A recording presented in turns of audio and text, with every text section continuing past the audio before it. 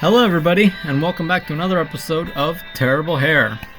Just kidding. The name is actually 7 Days of Summer.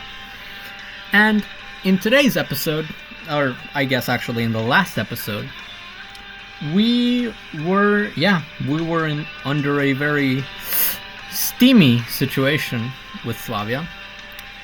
So, let's just jump right in. We've got no time to waste, because I couldn't resist again. But I didn't get a slap on the wrist this time.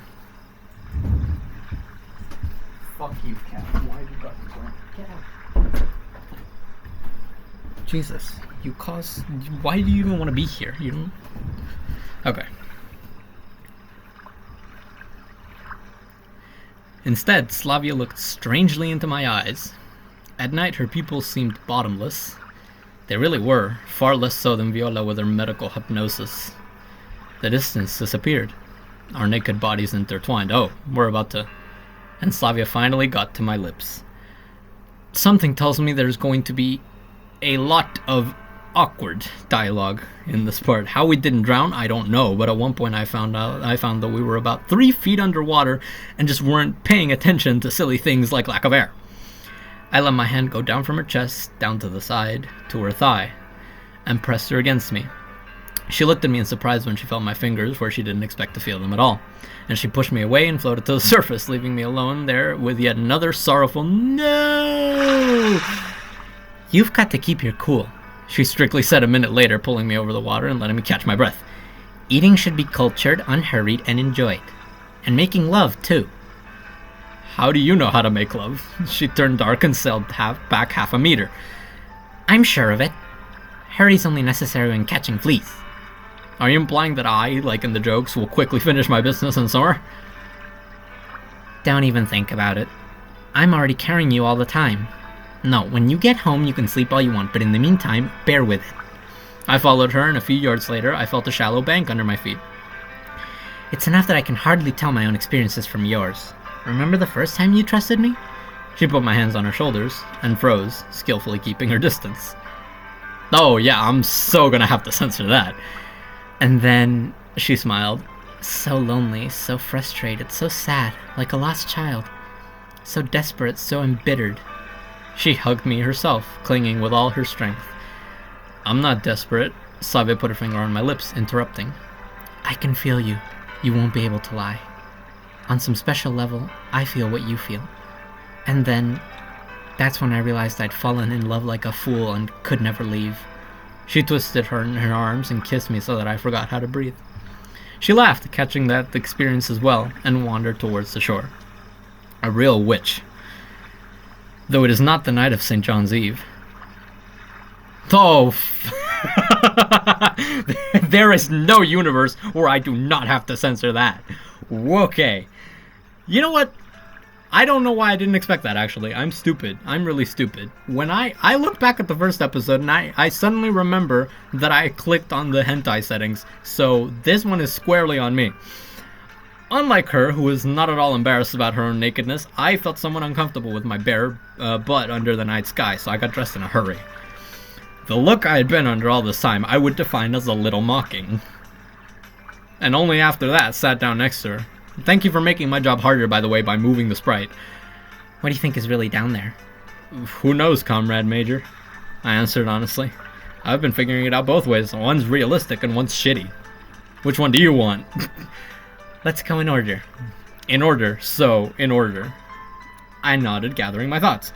Either way, it looks like there's something of interest down there since so many people arrived this morning. So either the men in plainclothes are coming and they're gonna close down the damn camp, "Yeah," or they knew for a long time. And that's when the lousy sheep comes out. Because setting up camp over an unexplored site is so incompetent that I cut myself off. I would have asked the builders some unpleasant questions in general, both about the government tunnels under the camp and about the mines below. Why was construction allowed at all? Take a kilometer east and build. Aren't there any gossips about it? If only I knew what that was. "I don't know." Slavia got up and started to get dressed. Thank God. The full picture of a couple after a good night. Except it wasn't a very good night. "So, about your idea about shutting everything down in there, I fully support it. Though if it were up to me, I'd blow the whole place up and backfill it so there'd be no way through. But this, as I understand, could disrupt the underground infrastructure, so no one will ever give permission for this. The reasoning is logical, but it doesn't give the answer to the question, what to do. Что делать? Oh my god, is that a Lenin reference? Also, God, Slavya's pretty with her hair down. The eternal Russian questions. Who is to blame and what to do? Glory to Comrade Lenin. How should I know? Do nothing. I answered. We'll cock the hole tomorrow so the snarks don't climb to the surface. The counselors and the bosses won't give us away. No one will know we were there. Let's live to the end of the shift and go home and let the high foreheads and the chaikas deal with this. I love this game. I love this game so good. I don't like the my house is on the edge principle. Slavia frowned. And I do. It's better to remember in 40 years' time I climbed the catacombs and left the end of the story up in the air than to get signed up and become a no-go whose whole misdemeanor was being in the wrong place at the wrong time. Slavia, sweetheart. I took her by the shoulders and looked into her eyes. Understand, there's a measure of competence and we don't fit there. You've seen for yourself, people are working, they have to let it go to waste. So there are experts too. Slavia shook her head, about to object to something, but I put my finger to her lips. Shh. You're not going instead of Viola to cure children or instead of cooks to make breakfasts, are you? Because what? Right, because professional activities are better left to professionals. Let people work. There's some stuff we don't understand. They might understand, but we certainly don't. Okay, Slavia whispered. We'll do as you say. We'll think of something with Hull and forget everything else. There's a smart girl. I got up and kissed her on the forehead. Okay, Semyon, now you're being a little patronizing now. I mean it. Now it's time to go home and go to sleep. This is my favorite episode so far, I swear. This one and number 17. They're tied. They're tied for 22nd or 23rd. I don't even remember what episode we're on. I'll remember when I make the thumbnail. The way back, as it always is, was perceptibly shorter than the way there. Especially when there's a bum in my hand and eyes in front of me, and you can stop and kiss minute by minute, or you can just revel in the fact that you can. A step towards is taken. As from a slope, each next step will be easier. Bright little man, sunshine. I've always had a limited amount of sunshine, so not many sparks of warming light held in my heart. 1, 2, 3 at most. People I was always happy for whom I could get up in the middle of the night and drive across town to meet from the air to the ocean. People around whom I could afford to be generous, not shy about wanting to give them a gift or make them smile. And for the last few years, I haven't had a single sunny face like that. I look so shiny and majestic with the fucking light in the middle of the... whatever. I guess my heart is just tired of yearning for warmth. I can close my eyes. I won't remember faces. I've always had a bad memory for them, but it will echo with the sound of a voice, touch, a smell. You know what? I appreciate this route even more now that one of my commenters and presumably subscribers said, "Yeah, it's a miracle you got on this route." I wouldn't know. This is my first route, but I'm glad you think I got lucky. In Slavia's case, it's now also the taste of lips. Sweet? I don't know. Kissing is overrated. It's just a touch of skin against skin. Cleanly washed has no taste or smell. Do books lie? Up until now, I thought so, pretty much. Until I realized it wasn't about the 5 senses. After all, if love is something in the air that you can't feel in any way, it's silly to rely on the signaling system. It has to be judged by something else. A sweetness in the heart, in the bottom of the belly, an anticipation, a chill under the heart. Kissing Slavia was sweet. Have you thought about performing on the farewell concert? And I don't have anything to do. I shrugged my shoulders. I don't know, should we? Does it change anything? I feel like it changes something, but I don't know what. If she tells us to, then we will. That's how it works. Well, maybe we'll prepare something. I'm sorry, but not in one day. Slavia bit her lip, clearly a little upset. I thought maybe you should have done something to be proud of. I made it to the old camp and back with a bad wound. Isn't that something to be proud of? No. She brushed it off. I'm about getting people to talk a little. Wow, didn't notice the vanity in you. There isn't any. I want people to talk about you. A girl wants to be proud of her chosen one. How nice. I'm sorry, I'll have to judge my merits on the invisible front for now.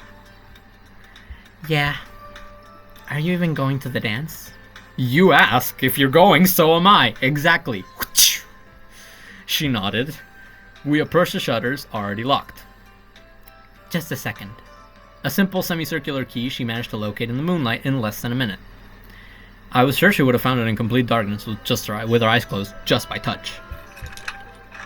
Hey! Animation! Something resembling it, anyway. This isn't the first time you've been trespassing on private property, is it? I joked. What? Nothing. I held up the door for my lady, let her through, went in myself. What a chivalrous motherfucker you are. The camp was finally and irrevocably asleep. And no strange noises or humming could be heard from the side of the clubs. Slavia closed the lock and nodded. Well, are you going to bed? I think I'll walk you to bed if you don't mind. We were going the same way anyway. She nodded and took my hand. We'll walk with you like adults, hand in hand.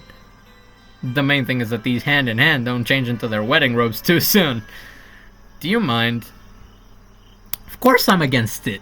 Marriage, man, is an institution invented by impotent men with the fated polygamy of youth. Yeah, okay, buddy. It means no note to the side and you'll be eating the same cake for the rest of your life. Like that's something bad. Oh.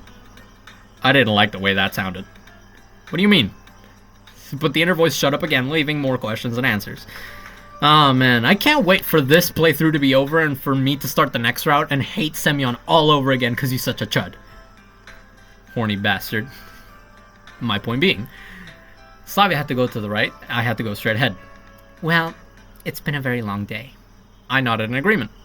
And now we're splitting up? I'd argue with that, but I sighed. Why are you sighing? See you tomorrow? Sweet dreams, she whispered. Can't I come to you? No, Syamushka. She shook her head regretfully.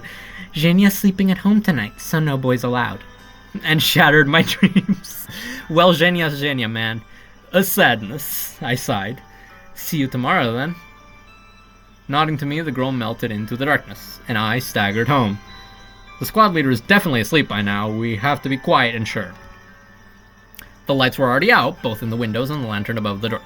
Unlike me, the slacker, the squad leader even lying on her side, has constant responsibility for frumpkins. If you're thick-skinned enough, it doesn't really matter, but thick-skinned people don't go into counseling. It'd be a lot easier for them to rub their pants in some design bureau with 4 weeks of vacation a year. I pushed open the door and walked into the cabin. Olga Dmitrievna wrapped her head in a sheet, apparently in order to combat the itching bloodsuckers above her ear. She didn't react at all to the creaking door, so I decided that I was lucky, undressed, and ducked under the covers. Semyon? She called. Yes? Where are you coming from so late? Have you been discharged yet? When we went to the bonfire, she wasn't interested. Sort of. Ah, Violeta Chernovna told me something about that. Discharged? Uh-huh. I see. Good night then. She turned back against the wall, and I, without opening my eyes, uttered with one lip to the ceiling. Thank you, Viola. And a minute later, I was asleep.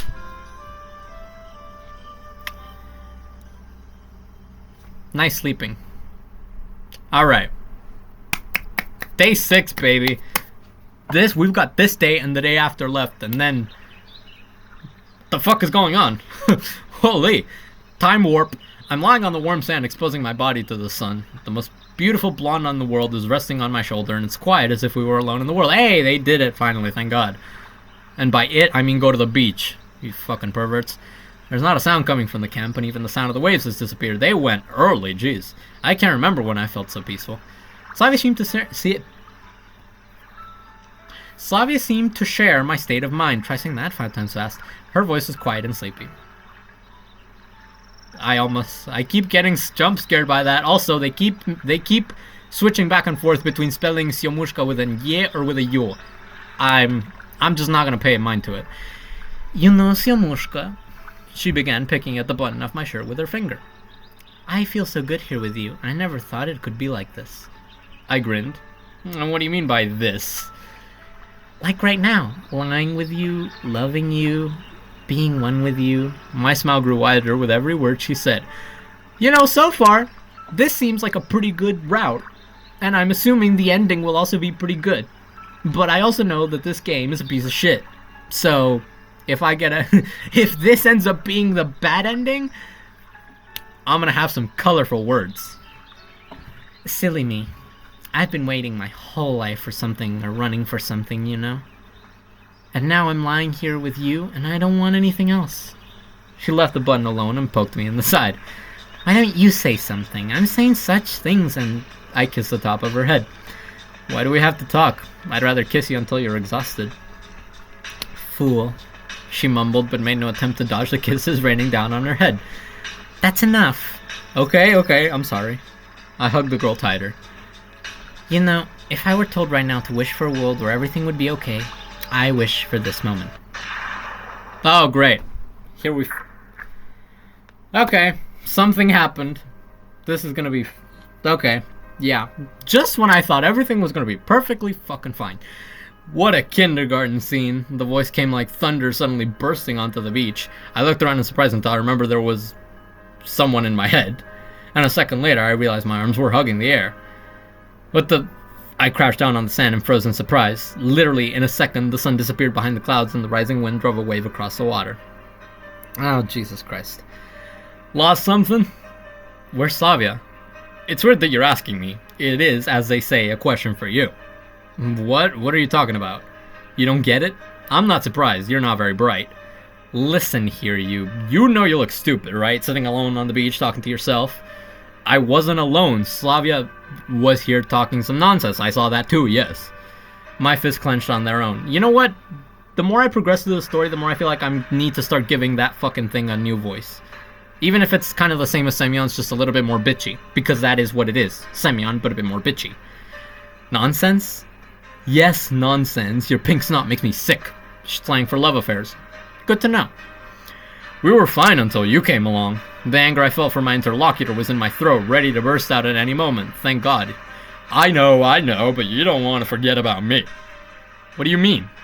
Exactly what I said. Look, just stop it. I don't understand anything anymore. I noticed. You've been daydreaming about the perfect world with the perfect girl and you've forgotten all about... I don't have the patience to listen to his caustic comments. I squeezed my eyes shut and shouted with all my might, which is not going to be a lot of might because it is, like, midnight where I am right now. Shut up! I promise you, if it was any earlier, I would shout, but it is most certainly nighttime right now. My voice pierced the surroundings. Wow, what a nice greeting. I opened my eyes abruptly and couldn't comprehend what was happening, and it's nighttime again. What the fuck? I give up. I give up with all the logic in this game. The sun was replaced by the moon, the water surface was cut through with a silvery path, and next to me stood...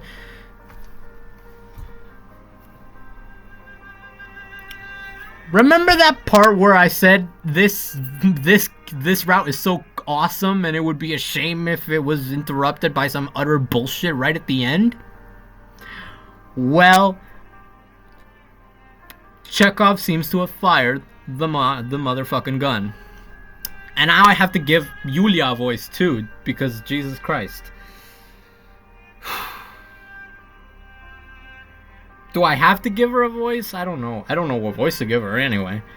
I don't know what a cat girl even sounds like. I don't like her. Does it show that I don't like her? It should. I don't like her. The only time she shows up, both in the first game and kind of in this one, is when you are having problems, is when you are when you're having a bad time. Anyway. Jesus. Whatever. I'll just come up with a random voice. Well, hello. And who are you? Yeah, it's gonna be an annoying little voice like this one. Don't mind it. It's just I don't like her, so I'm not gonna give her a normal voice. I'm sorry. She looked vaguely familiar to me, even though she looked like a fantasy game character.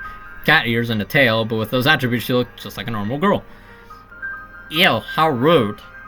I, don't have time for the for formalities. I sat down on the sand and rubbed my temples tiredly. My head was starting to crack noticeably. If we're not back at the beach with Slavia by the time this episode is done, I'm going to do something bad. I don't know what that is yet, but I will. Neither do I, to be honest. I'm here on business. And what business brings you here, cat girl? I wasn't taking this conversation seriously anymore. I guess my mind had finally left me, unable to endure the journey. It's no joke, because I've traveled to another time, another country. No wonder I've gone crazy.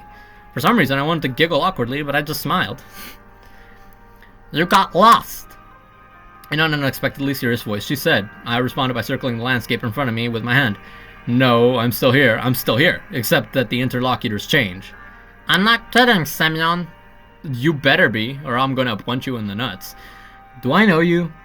It doesn't matter. The important thing to realize is that this isn't where you belong. It's going to be if I want it to be, and you can't change that. I'm sorry. Oh, are you really gonna tell me now where I belong to? Don't tell me that it's near the toy... Cowgirl cringed her fist and stomped her foot. Stop fooling around! What else can I do? I'm talking to a cat or a girl. It seems like I've gone crazy completely. It's nothing like that. You're just confused. Lowering her voice, the stranger muttered. Okay, so I'm confused. So what do you suggest I do? The girl visibly perked up. It's easy. I'll help you go back. Back where? Like, completely back?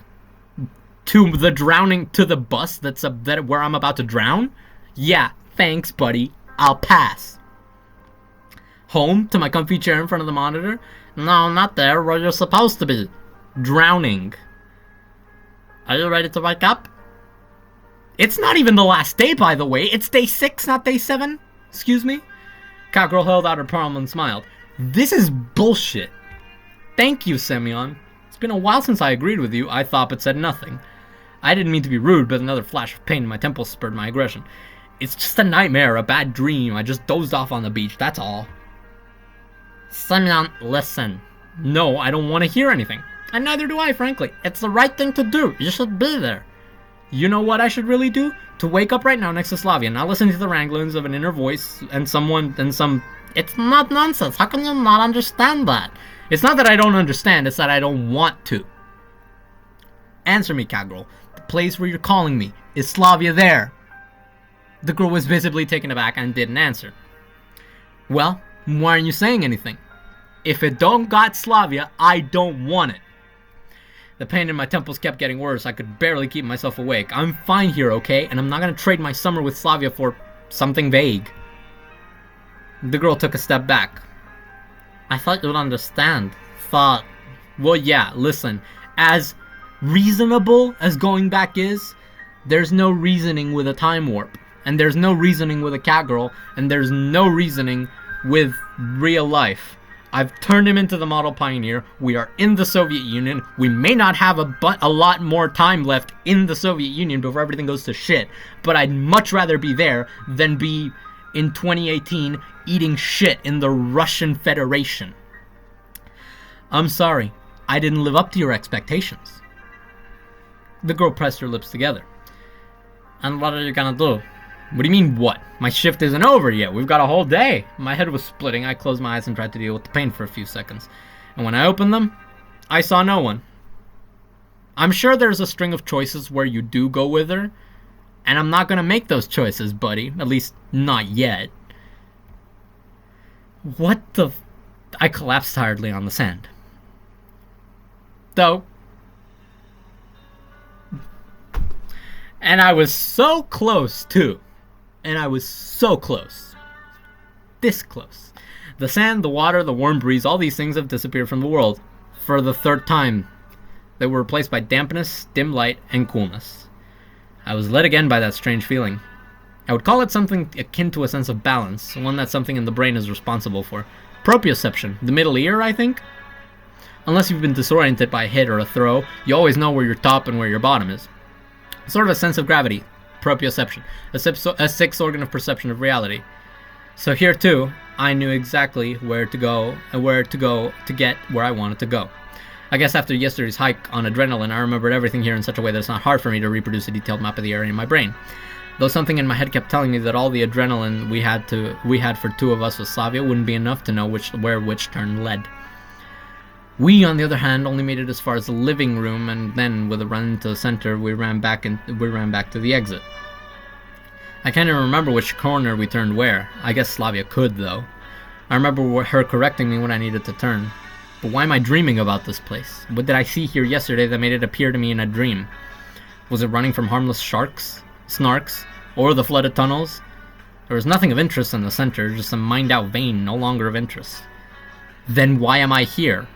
Hardly to look at an empty cave. I took a step. Another one. I rolled over on this other side, and the dream was replaced by another. I dreamed of a sunny summer day. Blue, clean, clear. There wasn't a cloud overhead, and thank goodness we're not in some Nizhny Novgorod region where if they have clouds over Moscow, all the bad weather goes right into that fierce parish. We love Russian region jokes. We love regional jokes. Anyway, but there was not a single living soul to be seen among the cottages. Either everyone had hidden away in the cottages, or there was simply no one there. Only the tiny loudspeakers screamed the voice of a little-known band with Korean roots. Oh, Kino! I wait for an answer. No more hope. Soon the summer will be over. Oh my god, I know those lyrics, yeah. Я жду ответа, больше надежд нету, скоро кончится лето. You know, I have listened to that song before, and I always thought, you know what, this sounds very Everlasting Summer coded. Someone should put it in the game. And someone did. And it occurred to me that Victor Tsoi was still alive, and we could go to bloody Riga to warn him, to tell him to not get in the car. But the flags are down. The seal of grief is on my forehead, and I'm alone with the knowledge that they won't let me out of here. In order for me to get there, 3 have died and 1 has gone mad, taking the main Theta charge. So I'm here for a reason. Then what's alive if the tragedy happened 50 years ago? A copy of Genda's letter of condolence is already hanging on the bulletin board. Some joker mirrored it vertically, making the president's noble forehead look like a bicycle. At the pedestal itself, beveled by the queue, the technicians who had come on call to set up a potentially indestructible system lay in shredded dolls. This is how it starts. That's how it goes. First, we allow size suggesters to be installed in children's camps, then we put them everywhere and infringe on one inalienable freedom of man, the right to be, and all that other stuff. I headed resolutely towards the old administration building. An invisible disc jockey launched Marilyn Manson, who promised me someone is listening to my prayers. Thanks. Uh-huh. Are you okay? A concerned voice came from the earpiece. Wow, at least something in this thing functions humanly. Are we back in the technocratic hellhole from before? Because I did not like that place, to be clear. I was flaccidly surprised. Hang on a few more minutes. Transport's on the way. 30 to 40 minutes, you know? Sure, half an hour is half an hour. Listen carefully. I'll tell you a word after which you'll do everything right. Did they put the algorithm on me, too? The chuckle came off my lips all by itself. No. This word is duty. Duty? That's absolute dog shit. It's good to yell about duty when you're wearing a tight tunic and speakers on or vinyl and a marpet, and all your fears only happen in bed. But if you got a few more holes in you than nature intended, you don't have much time for duty.